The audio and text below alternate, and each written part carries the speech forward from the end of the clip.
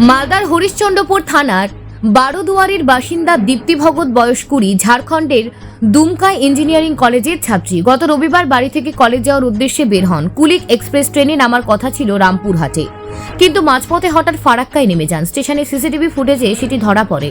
পরে নেতাজি সেতু থেকে উদ্ধার হয় দীপ্তির ব্যাগ, মোবাইল সহ যাবতীয় সরঞ্জাম। পরিবারের সদস্যরা উদ্বিগ্ন হয়ে পড়েন এবং মেয়ের নিরাপত্তা নিয়ে দুশ্চিন্তায় ভুগছেন। এদিকে পুলিশি তদন্তে এখনো কোনো কিনারা মেলেনি। ঘটনায় উদ্বেগ আরও বেড়ে যায় যখন দীপ্তির নিখোঁজের 7 দিন পর একটি অচেনা নম্বর থেকে মেসেজ আসে। মেসেজে লেখা, মেয়ের খোঁজপত্র দেওয়ার জন্য 2 লক্ষ টাকার দাবি করা হয়। বিষয়টি নিয়ে মালদার পুলিশ তৎপর হয়ে তদন্ত শুরু করেছে। পরিবারের লোকজন এখন মন্ত্রীকে সাহায্যের জন্য জানানোর পরেও আশ্বাস ছাড়া আর কিছুই পাচ্ছেন না। পুলিশ সবকিছু দিক খতিয়ে দেখছে এবং দাদুর বাড়ির এক পরিচয় যুবক মধুসূদন মাহাতোর সঙ্গে দীপ্তির বারবার ফোনালাপের বিষয়টি উঠে এসেছে। তবে এই বিষয়ে পরিবার কিছু জানতো না। এখন সেই মেসেজের সূত্র ধরেই তদন্ত চলছে। Bureau report, news prime Times. এটা একটা মেসেজ রাত্রে, বৃহস্পতিবার রাত্রে 11, সাড়ে 11টার দিকে এসেছিলাম।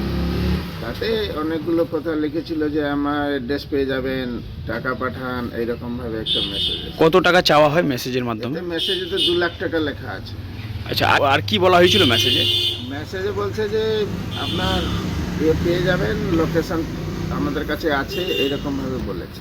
আচ্ছা, নাম্বারটা কোথা থেকে এসেছে জানা গেছে? এটা কিছুই জানি না।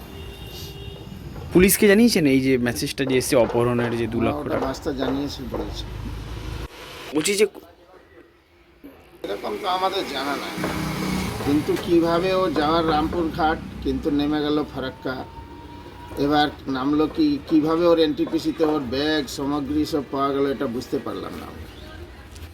এটা তো ঘটনা 5 তারিখের আছে। হ্যাঁ, 5/1/2022, 7 দিন হলো। তখন আমরা তো যখন দেখা করি তখন বলেন কাজ এগোচ্ছে। আমাদের ওনারা বলছেন ধৈর্য রাখুন, কাজ হয়ে যাবে, আশ্বাস দিচ্ছেন, কিন্তু আমরা এখন পর্যন্ত কোনো কিছু জানতে পারি। মধুসূদন এই ছেলেটাকে? মধুসূদন এর মাস্তুতো শালা, আচ্ছা, আমরা জানি না। এখন ওদের ভিতরে যদি কোনো কিছু থাকে সেটা আলাদা ব্যাপার, কিন্তু আমাদের এটা জানা নাই। না, সেরকম কিছু জানি না, কিন্তু এমনি যখন এটা একটু শুনলাম যে কল ওর বেশি ঘটনার পরে, মানে ওর নাম্বার, মানে পুলিশ কি ফোন রেকর্ড চেক করেছিল?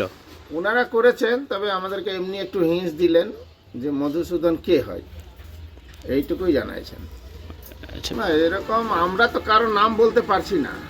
এইটা এখন কার নাম্বার, কোথা থেকে আসলো, এটা কিভাবে আসলো, সেটা আমরা তো ক্লিয়ার কিছু বুঝতে পারছি না, ক্লিয়ার কিছুই বলতে পারছি না। এই যতক্ষণ উদ্ধার না হচ্ছে, কোথা থেকে মেসেজ আসছে, কে ফোন করছে, এগুলো কিছুই আমরা ক্লিয়ার কিছু বলতে পারছি না। আমাদের তো ধারণা আছে মেয়ে বেঁচে আছে, তো মেসেজ আসছে কি করে, টাকা চাওয়া হচ্ছে। টাকা চাওয়া হচ্ছে, আর এতদিন ধরে খোঁজাখুঁজি হচ্ছে, তো বেঁচে না থাকলে তো কোথাও না কোথাও পাওয়া যেত। আমার নাম গুরুচরণ ভগত। মেয়ের কে হন আপনি? আমি মেয়ের জেঠু হলাম। কি বলবো, ওই রাত্রেবেলায় এসেছিল, আমরা ওইটুকুনটাই জানি। মানে কি এসেছিল মেসেজে, কি ছিল? যে মানে মেয়ের অ্যাড্রেস আর লোকেশন আমাদের কাছে আছে, 2 লাখ টাকা পাঠান, আমরা সম্পূর্ণ অ্যাড্রেস দিয়ে দেবো মেয়ের, যে মেয়ে কোথায় আছে। নাম্বারটা চেনা গেছে কোথা থেকে এসছে? পুলিশকে জানিয়েছেন বিষয়গুলো? হ্যাঁ, জানা হয়েছে। এখন আমরা কি মনে করব, যা পুলিশ নিবে ওগুলোই আমাদের আশাতে আছি। আমরা ওটাই চাই, আমাদের মেয়ে ঠিক মতন বাড়িতে চলে আসুক। তাহলে কি মনে হচ্ছে যে আপনার মেয়েকে কেউ বা কারা অপহরণ করে নিয়েছে? আমাদের তো মেয়ের এবার তো মনে হচ্ছে যে মেয়ে আমার সুসাইড করেনি, কোথাও না কোথাও আছে।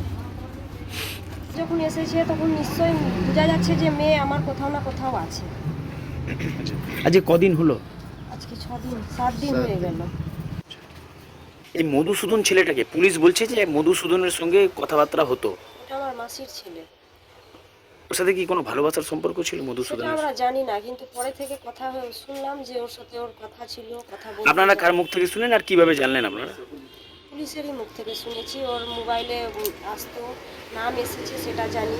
মেয়ে ওখানে মানে কথা বলতো, এটা পুলিশদের থেকেও জানা গেছে যে মানে কথা বলছিল। মধুসূদনের সঙ্গে আপনার মেয়ে কথা বলতো, আপনি কি জানতেন না, আপনারা জানতেন না? না, কি কাজ করছে না করছে, আর 7 দিন হয়ে গেল, কিছু বোঝাই যাচ্ছে না। কিছু তো হিংস দিত আমাদেরকে, এটা আমরা বুঝতাম, কিন্তু কিছু এরকম বোঝা যাচ্ছে না। কাছে কাছে আমরা সন্তুষ্ট নই। এসে গিয়েছিলাম, হ্যাঁ? হ্যাঁ গিয়ে মন্ত্রীর কাছে গিয়েছিলাম, মন্ত্রী কি জানিয়েছিল তাজমুল হোসেন? নাও জানিয়েছে থানাতে যে মেয়ের থানায় খোঁজ আছে, এসপি সবাইকে জানানো হয়েছে, কিন্তু পুলিশ এখনো কিছু আমাদেরকে তদন্ত দেয়নি। মনে হচ্ছে যে মেয়ে ফিরে আসবে। হ্যাঁ মনে হচ্ছে, হ্যাঁ মনে হচ্ছে যে মেয়ে আসবে আমার বাড়িতে। মা